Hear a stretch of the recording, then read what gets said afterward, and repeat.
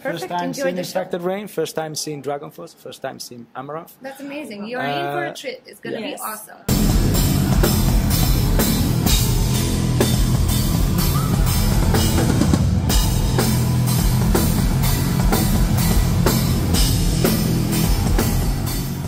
How long have you been in the band now? Starting from May.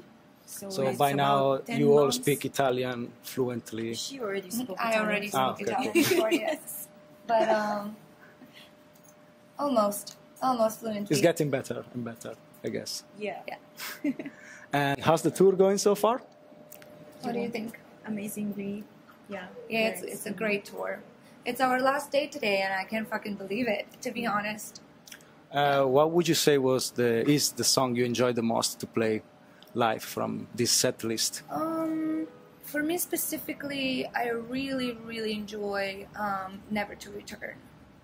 Yeah, I would say the same, especially because when the bass kicks in that song, it's nice, so powerful.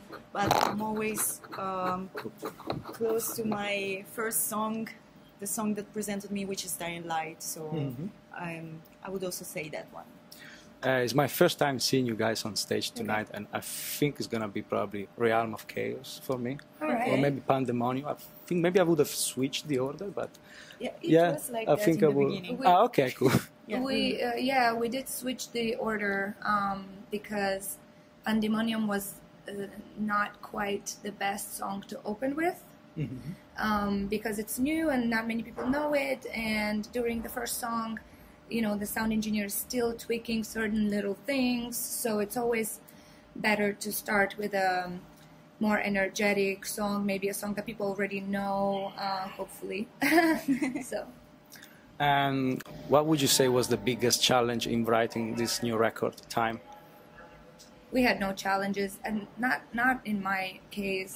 I mean, for me, it's been a little bit challenging because, of course, it was the first album with Infected Rain, and of course it was something completely new, and we recorded separately, so I had to do it by myself, and it's been a little bit challenging because of these reasons mainly. For me the recording, the composing and recording technique or routine, if you want to call it that way, it's quite the same for the past 3 albums, so not much changed in that aspect, really. Can you tell me about the first time jamming with the rest of the band? It's been it was before, of course, announcing me. It's been in Moldova. I was flying there for the first time and meeting the guys. I met Lena after, but I was meeting Eugene and Vidik, and at first, of course, I was a bit shy and nervous, but then I spent 10 days with them in Moldova, and we were rehearsing every day, and I instantly felt that synergy that we still have, and, you know, it clicked. So it's been cool.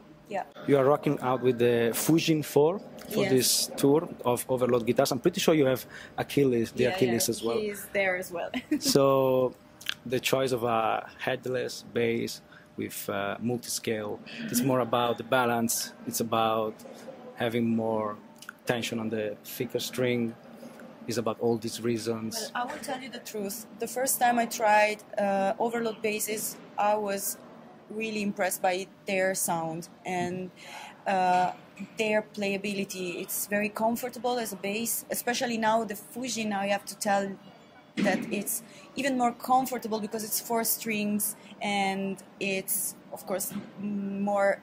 It's lighter than the Achilles, but the sound of these basses, it's amazing. And also, of course, the comfort of having multi-scale. It's something that I don't know if I will ever be back to like. I was going to ask if you're going to go back to the standard one. No, no. What's the weirdest source of inspiration you came across so far? Interesting question. Weirdest.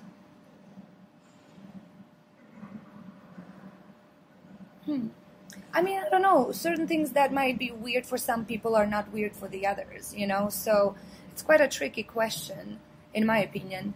I think the unusual thing I did with this album, with a specific song, I worked with a lot of metaphors, and I chose to use, for this specific song, which is Game of Blame, I chose to use a lot of like gaming like terms, but to use them as metaphor for life. So like, you know, roll the dice, you know, or try your luck, because I live in Vegas as well, and also there's the gaming culture over there is incredible. I don't gamble, but I know a lot of people do, and a lot of people do it professionally. And when I chose to do that, it was almost like a, you know, shout out to my city in a way, you know. I don't know if people noticed that little thing I did in lyric-wise there, but to me that was like for the first time. Normally when I go for metaphors, I go for, you know, nature metaphors or whatever other metaphors, some dark horror stuff, or I don't know. But this, I chose something that I am not even, like, I'm not even a gamer. But because I live in that city, I wanted to bring it. And because I speak about a relationship in that song that can be any type of relationship, human type of relationship, where, you know, we can continue to blame each other instead of trying to find, you know, maybe I could have done something different. Maybe next time I will be more careful because this person cares about these things and it's not that difficult for me, you know? Like thinking about what you can improve, what you can change, and what you can give instead of pointing the finger. That's what the song is about, and I thought it was the perfect type of like metaphors in this case, and that was probably like the most unique. If you want to call it weird, call it weird. Like you said, for someone is weird, for someone can be like... Yes, correct. Do you like to write new stuff while on tour? Do you find the time?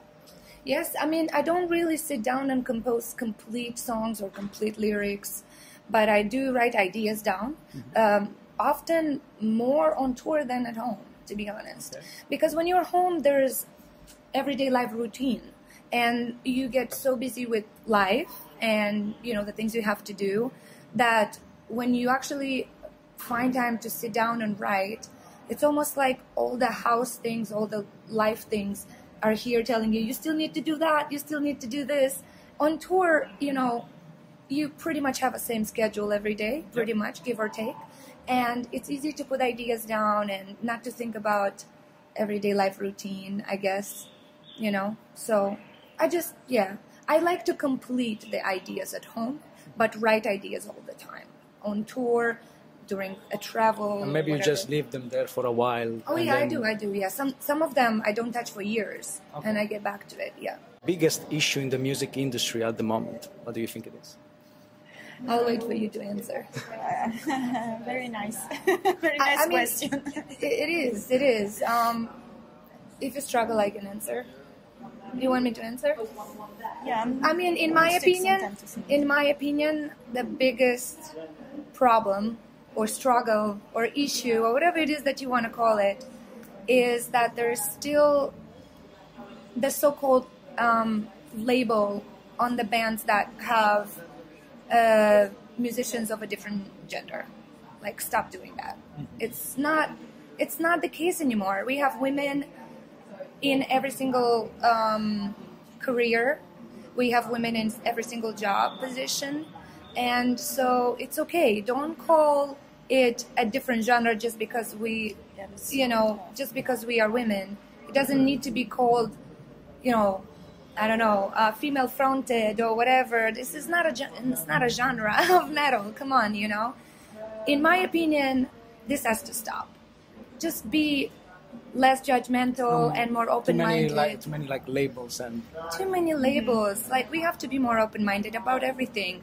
Who cares what gender is the musician? Who cares if he's wearing or she's wearing pants or dresses? It's beautiful. We are creating art. We are artists. And we should be accepted to be different and weird and unique if needed, But when it comes to the gender thing, Yes, of course, I am also very proud to be one of the few, female musicians. But it wasn't ever my goal. You know what I mean? It wasn't ever, oh, I will be one of those women and I want to be like them. Not really. Like, I was listening to bands that had girls and bands that had men. It doesn't matter, you know? It's the music, it's the feeling, it's the emotion that matters. So that would be nice if that was not there. Yeah, that would I be agree nice. 100%. Yeah. Favorite no-metal bands? I'm sorry, what? Favorite no-metal Oh, bands? not metal bands. Okay. The list is big because I don't only listen to metal. Same Yeah, here. yeah. But it's not even a band at the moment. I've been listening a lot to electronic music, so I would say we were talking about that yesterday, like The Prodigy, but also during the past year I was listening a lot to Kärja, the guy that almost won Eurovision. Okay. Yeah, he's from Finland. In my case, the list is endless because I do love different music. As of lately, I'm listening to a lot of NF, which he's a rapper. I think he's insanely talented. I listen a lot to Green Tea Pack, which is some sort of electronic reggae, maybe, something like that. Very unique music, very unique looking musician. And I love the music very much. The messages are super kind and loving all the time. I listen to a lot of older bands. Some of my favorites are Michael Jackson and Queen. I just bought a new T-shirt with Freddie. I had to. Yeah, so like I listen. Yeah, everybody in our band really is not only metal oriented. I find a lot of metalheads, they find inspiration and from like pop or industrial. Yeah, I think music is beautiful. So, if it makes you feel something, it means that. Especially for melodies, it's a source of inspiration, I would say. In a way, yeah. What would you do if you were not a musician?